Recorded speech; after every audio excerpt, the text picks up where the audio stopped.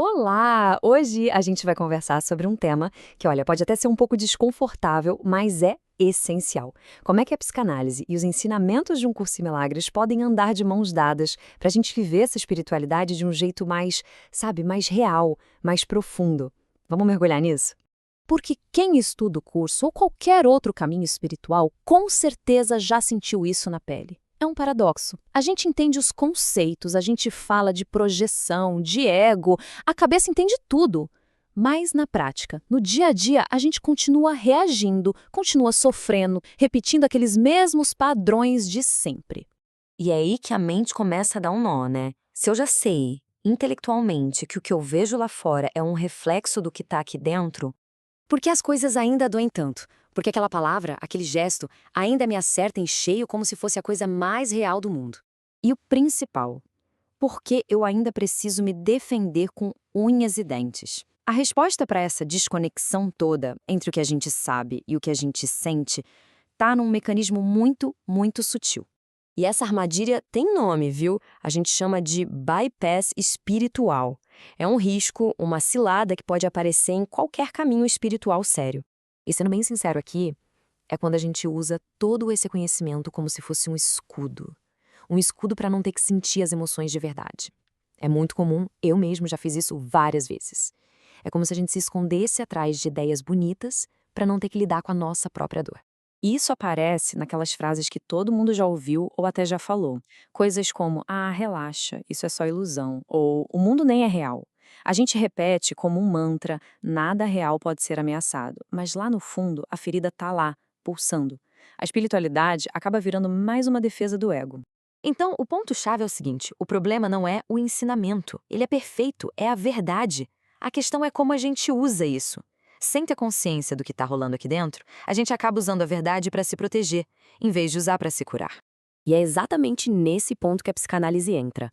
Não como um substituto, de jeito nenhum, mas como uma ferramenta poderosíssima, quase como um trampolim para a gente chegar na nossa verdade.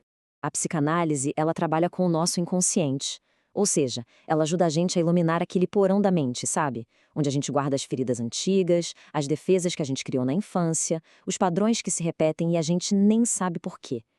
Ela nos ajuda a ver as nossas projeções na prática, não só na teoria. Pensa nessa imagem.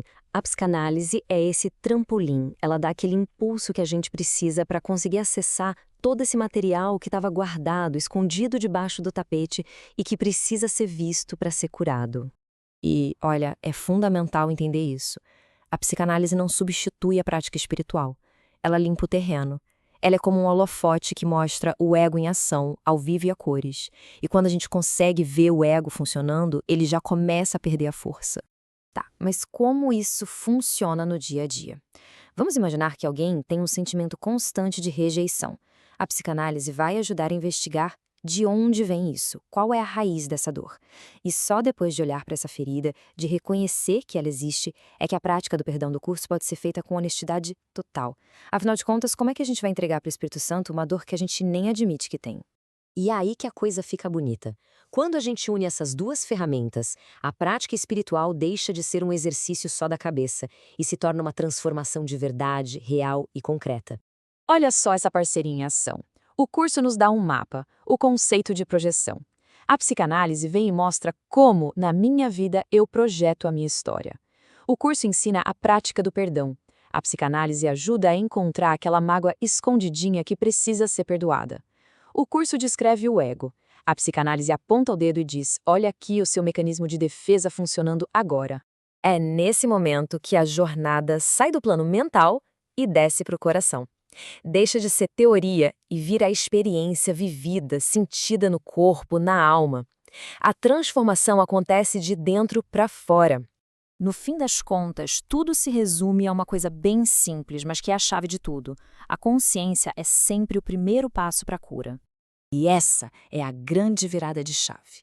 Sem autoconsciência, a nossa espiritualidade corre um sério risco de virar só uma fuga mais sofisticada, uma desculpa bonita para não olhar para a nossa dor.